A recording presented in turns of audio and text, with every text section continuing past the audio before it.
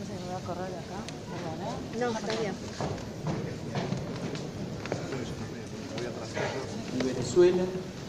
con raíces históricas comunes, con un vínculo de hermandad en sus orígenes, signados por los próceres, que se ha mantenido vivo a través de más de 200 años de vida de ambas naciones. El libro de Álvaro de la Madrid que presentamos, Malandros, la tiránica banda mafiosa que secuestró a Venezuela, es un hito más de esa relación fraternal que sin duda seguirá uniéndonos, más allá de las desgraciadas circunstancias que lo motivan. El origen de este trabajo es conmovedor y está reflejado ya en su primera página. Álvaro nos cuenta que fue Daisy, una mujer venezolana que marchaba junto a él por las calles de Caracas, llevando a su hermana en silla de ruedas, quien le pidió que contara al mundo el drama que atravesaba su pueblo. Nos estamos muriendo, no tenemos que comer, nos están matando como ratas, nos están matando a nuestros niños, le decía Daisy, quien también, junto a otros venezolanos, facilitó el título al libro, hablando de los malandros responsables de la trágica situación. Álvaro asumió allí el compromiso de investigar los orígenes de la tragedia para ayudar no solo a denunciarla, sino a desentrañar las razones que condujeron a ella. El resultado de su tarea es la obra que hoy se presenta. Álvaro de la Madrid es abogado, especialista en Derecho Administrativo y Penal, cursó el doctorado en Derecho Público en la Universidad Nacional de Mendoza, docente universitario y dirigente de la Unión Cívica Radical de la Ciudad de Buenos Aires. Antes de Malandros publicó El Pingüino Emperador, 20 años de poder bruto, en 2010, y La década enterrada, Cristina, las valijas y el plan mesiánico para volver, en 2016. Mucho antes, en febrero de 2008, denunció casi en soledad, cuando muy pocos se animaban, la escandalosa compra de tierras fiscales por el matrimonio Kirchner en la zona de Calafate, otro de los graves hechos de corrupción no esclarecidos por la justicia argentina. La lectura del libro sugiere una primera y breve reflexión. Las instituciones democráticas no son un fin en sí mismo,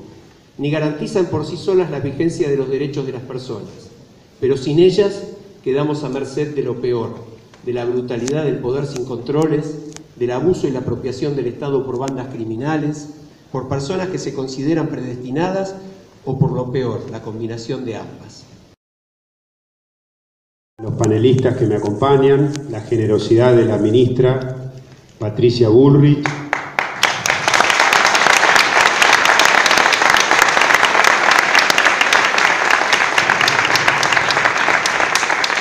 y de mi gran amigo Miguel Velarde,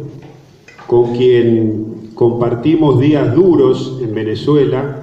en mayo de 2017, donde germinó la idea de escribir este libro, donde vivimos todas las situaciones que cada vez más salen a la luz y lo que está pasando el pueblo venezolano. Porque esto ocurría antes también. Lo único que ha cambiado es que luego de las elecciones fraudulentas de mayo, en la cual Maduro continuó de manera ilegítima en el poder, constituyéndose en un usurpador, la Asamblea Nacional, como bien corresponde y lo ordena su Constitución, eligió un presidente encargado por esa cefalía, en la persona de Juan Guaidó, y eso ha originado un apoyo inmenso y creciente de la comunidad internacional, que ha puesto bajo la lupa la situación de Venezuela y ha originado la esperanza del pueblo de salir de la narcodictadura. Álvaro, por haberme elegido en la posibilidad de hablar de su libro. Realmente, cuando estamos en una tarea como la mía, muchas veces uno está tan metido en un tema que es difícil quizás trabajar sobre otros, y realmente me ayudó muchísimo esta posibilidad y leer el libro para volver a recordar todos y cada uno de los detalles de la construcción de una lógica mafiosa como describe Álvaro. Y es importante recordar esto porque nos recuerda a Argentina, nos recuerda a Venezuela y nos recuerda algo que en nuestro continente estuvo en algún momento a punto de ser hegemónico y quedarse. Y es importante este final de Antonio Ledesma cuando plantea que a pesar de algunas dificultades hay cosas que la Argentina ha recuperado y que nos ponen en un lugar muy diferente y nos permiten hoy ser parte de la ayuda internacional que Venezuela necesita. Pero cuando uno lo invitan a presentar un libro, uno no sabe muy bien hasta dónde ir, porque lo primero que tienen que hacer es comprar el libro, y si yo se los cuento mucho, tampoco se los quiero contar, ¿no? Porque hoy uno vive en un mundo de Twitter, y entonces por ahí con un Twitter piensa que ya leyó el libro. No, léanlo de la primera hasta la última página, porque realmente vale la pena adentrarse en cómo Álvaro reconstruye desde el Caracazo hasta hoy la trama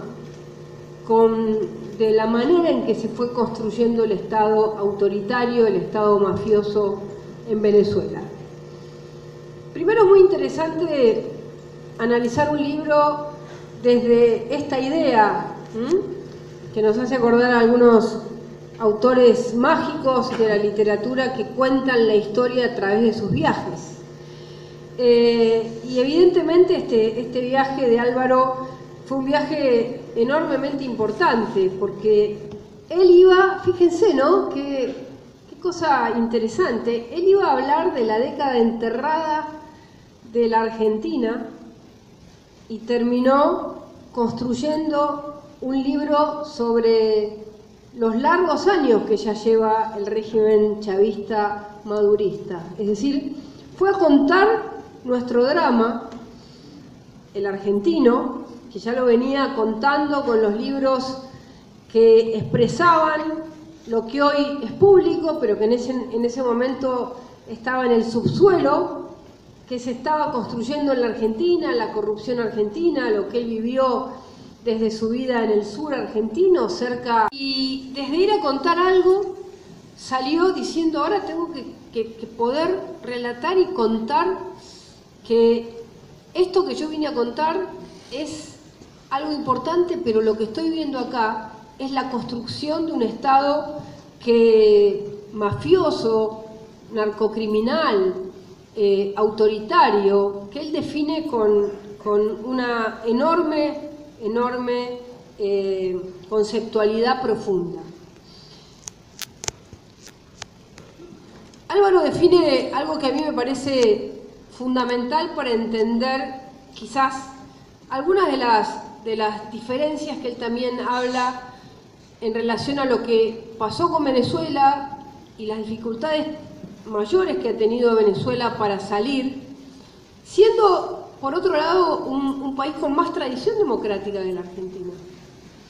siendo un país con una cultura democrática más profunda que la nuestra. ¿Y por qué me parece importante plantear esto? Porque él define que el chavismo-madurismo construyó un partido militar, un partido con características de una lógica disciplinaria y una lógica fundamentalista que permitió un orden de ese partido absolutamente verticalizado. Y que este partido militar, que fue cada vez, digamos, destruyendo las distintas organizaciones o los distintos estamentos democráticos que el país tenía y cambiando esos estamentos democráticos por instituciones absolutamente fraudulentas, basadas en la misma lógica que él describe como una lógica totalitaria militar,